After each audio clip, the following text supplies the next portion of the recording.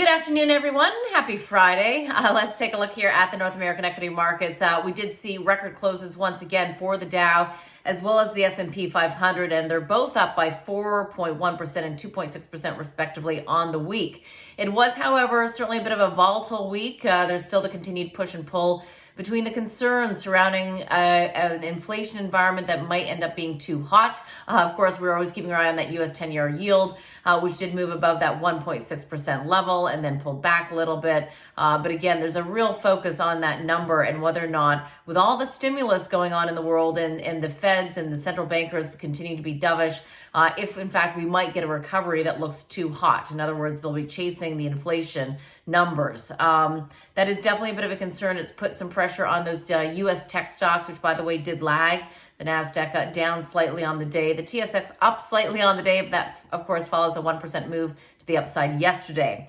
In terms of the narrative, it really does continue to be the same, which is there is that concern on the U.S. 10-year yield moving a little bit too high, perhaps squeezing the financial conditions a little bit, and again, putting downward pressure on the valuations. But importantly as well, we do have optimism surrounding that $1.9 trillion stimulus package, helping, of course, the economy reopen. We have also heard from President Biden saying that all adults in the United States will have access to the vaccine by May the 1st and hoping to return to normalcy by July the 4th. So taken together, clearly all positive in terms of just getting back to some normal economic environment. Away from that, I'd also say that Novavax, their vaccine candidate, showed some very strong efficacy, 96.4% efficacy for the original strain, 86.3% on the UK variant, and 55% on the South African variant. So some positive news once again on the vaccine front. I would, however, point out when we think about headlines surrounding COVID-19 here in Canada, a top Ontario doctor did warn that the new variants are spreading fast, so be aware of that. Also, Canadian officials say that AstraZeneca's vaccine is safe, despite what we're hearing out of the EU. They have concerns around blood clots. So I'd be aware of all of those data points.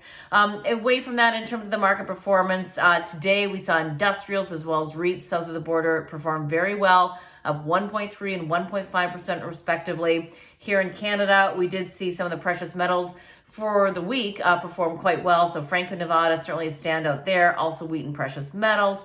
We're also seeing some nice movements in those steel stocks. So some of the reopening, deeper cyclical value-oriented areas of the market doing quite well.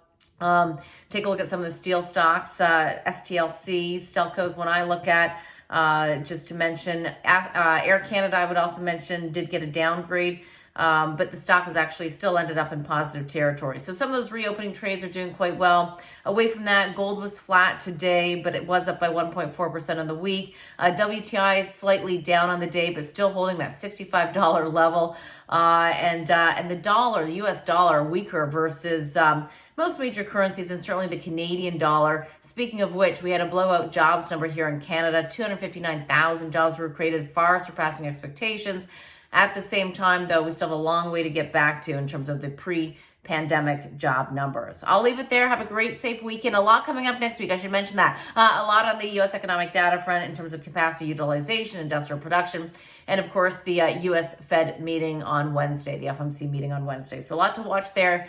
See how they talk about any inflation concerns. You know, we've heard from the U.S. Federal Reserve many times that they do believe that the inflation we're seeing is transitory. Barry Allen would echo that. Check out my interviews with him, even just from last Friday, believing that any type of inflation pressure to the upside we will see as short-lived. Have a great night, a great weekend, and we'll see you then.